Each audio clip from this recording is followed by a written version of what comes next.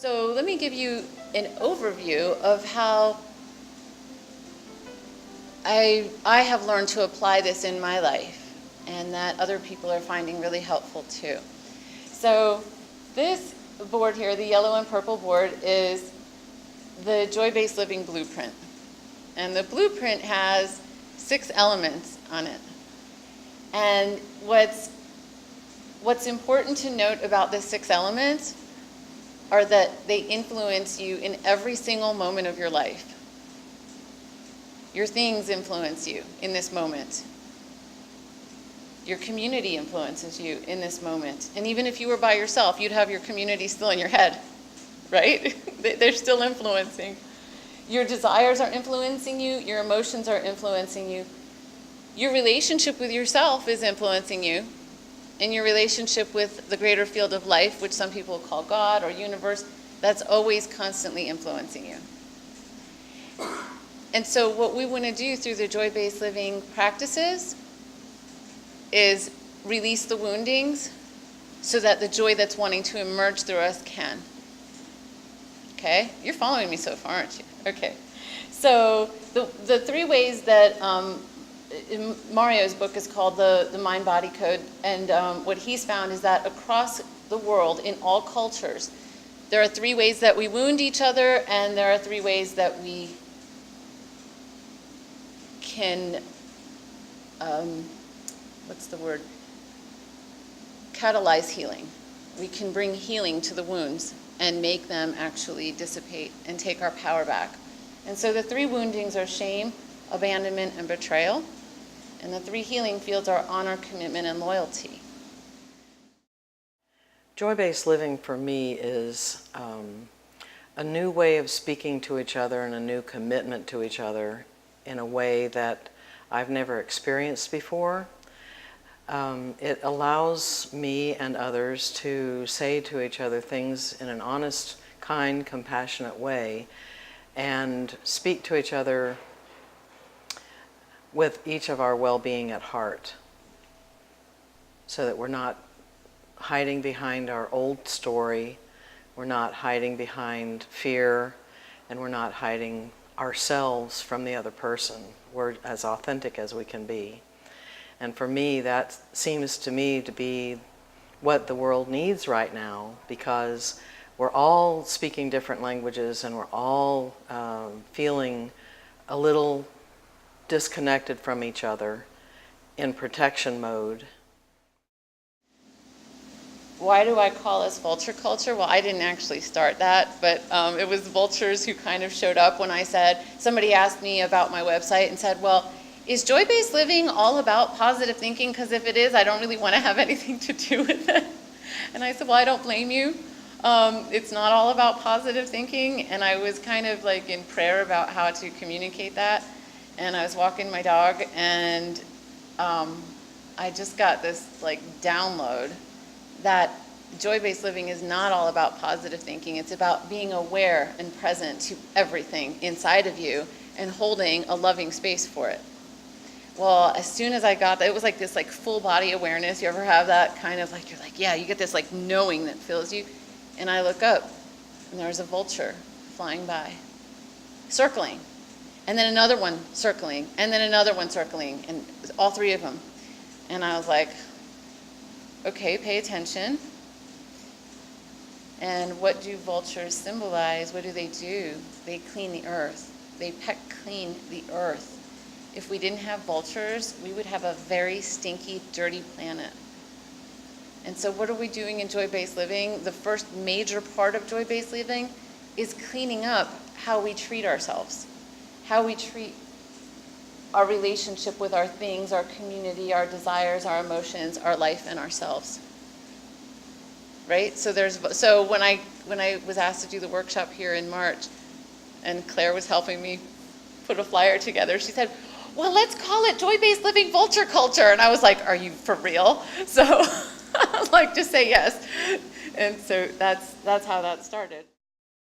This was a really deep thought process for me, and feeling process, making a commitment to myself to live in a joyful space in every area of my life, and not just to take that as a surface thing, but to look at the things that happened maybe in my past or are currently happening that do not leave me fulfilled in a joyful way.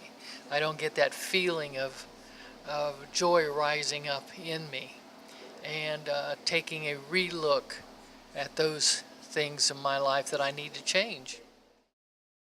And so with joy-based living, what we're looking at is what I call languages of well-being.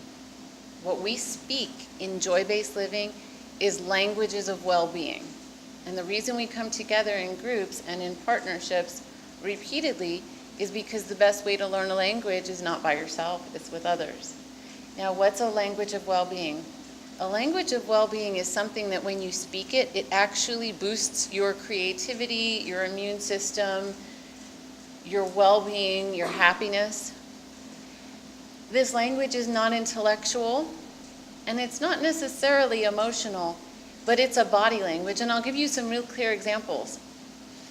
So, for example, if somebody in the room says to somebody else, "You're so stupid.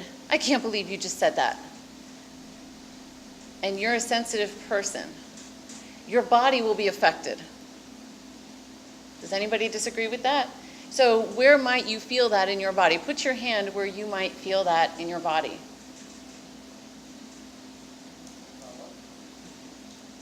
Okay, so some people in the chest, some in the stomach, some in the throat, right? So that's a signature of a wound. That is a body signature of a wound. The symbol is the word stupid. Now, if you expand that to our world, we have a lot of symbols. And some of those symbols wound, and some of them heal and uplift. And depending on the person, somebody can look at a picture of a cross and have a real uplifted feeling, and somebody else can look at a picture of a cross and have a feeling of a wounding in their body. Now, what happens in psychology is that we often try to make the changes for ourselves by ourselves. I can fix this.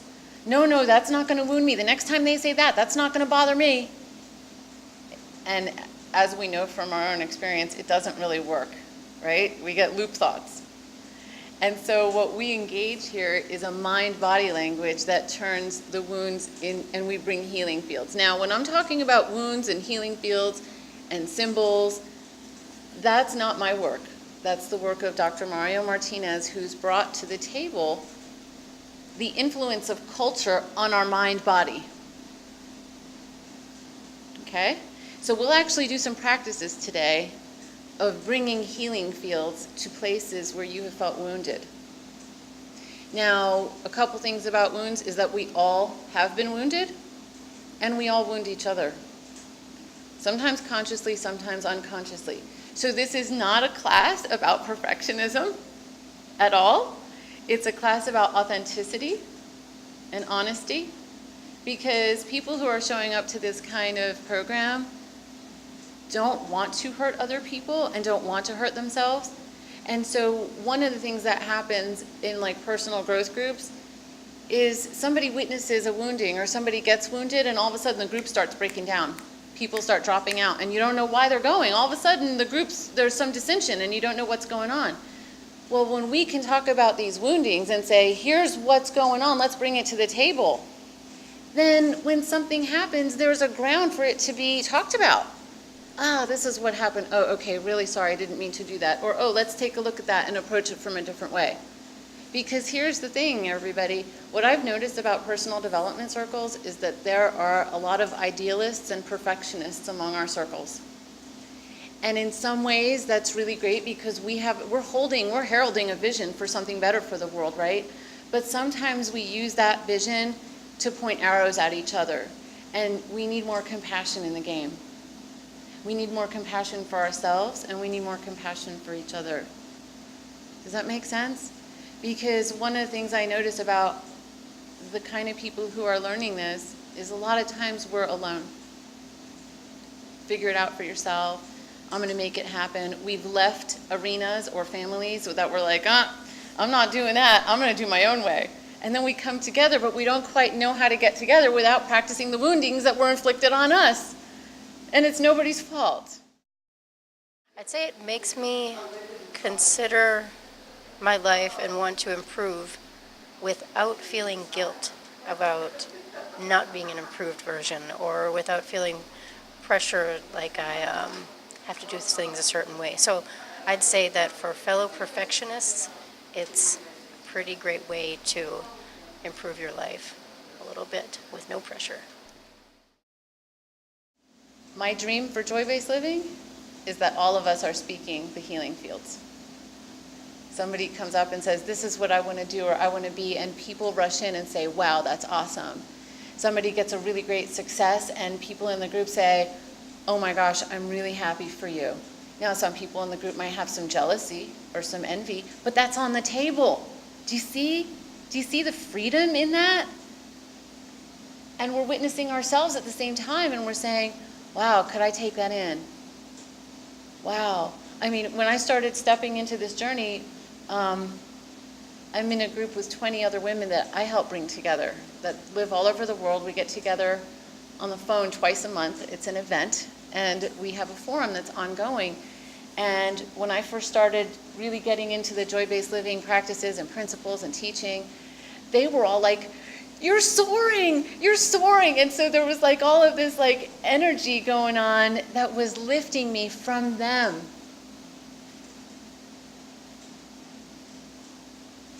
We all deserve that. Oh, I thought it was great. A new tool to get my emotions cleared and lightened. I felt more lightened and alive. And I do much better going someplace where it'll be joyful. Joyful is a wonderful thing. And would you recommend this for other folks? Definitely. Definitely. It was awesome. And you want more of that? I'll take more of that. All right. Okay. I want to thank you for being here and for letting me be your guide on this journey, because that's what I am. I'm a guide. You did it. You did the journey. And now you have a tool that you can take with you for the rest of your life. I guess if I wanted you to remember something, remember to have blind faith in your worth. And know that if you can't think of anybody else at any given time, I believe in you. And every single one of you, I completely believe in you.